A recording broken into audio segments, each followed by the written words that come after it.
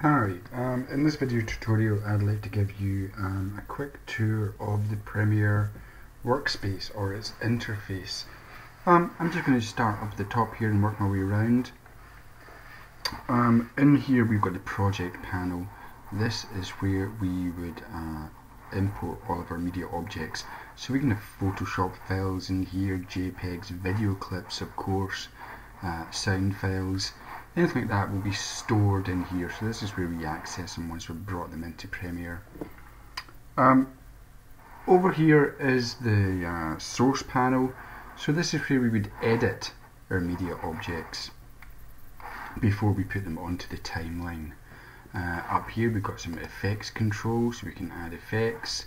Importantly, this is where our audio mixer is kept, and we've got some metadata as well, so that's information about the files that we have inside Premiere.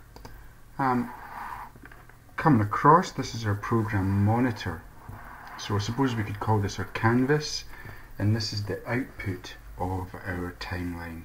So whatever is in the timeline, we can see it up here. Importantly, inside our source panel, this is where we can view clips that are not in the timeline. Okay, so over here in the program monitor we can see the result of our mix, which is in the timeline. Coming down to the timeline itself, it's split horizontally with a few video tracks on the top half of the timeline and a few audio tracks in the bottom half of the timeline. We can add more audio and video tracks as we need, but the default amount is 3 to begin with. This is our playback head here, so our time indicator.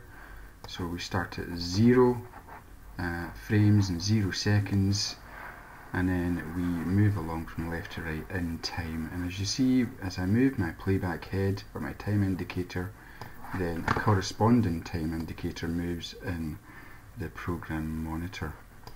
Down here on the extreme right is our audio levels. So we can see if some audio tracks in our timeline are peaking. We'll get little red indicators here, and we can go ahead and we can sort that out if that happens. Coming round the bottom of the screen, this is our media browser, so we could locate stuff in our hard drive. In fact, there's the AV journey, there. I've got, so this is where we locate things that are on our hard drive. We've got some info about our project. We can see we've got 3 video channels, 3 audio channels, as we can see there. This is where our effects are, and useful to us will be our video and audio transitions. How a video or audio track fades from one track into the other, or from one clip into the other. And we've got a history that tells us all about what we've been doing in the project, and you should be used to that from Photoshop. Cool, coming up to the very top of the window here are our tools. So we've got say our razor tool there if we want to make a splice or a cut.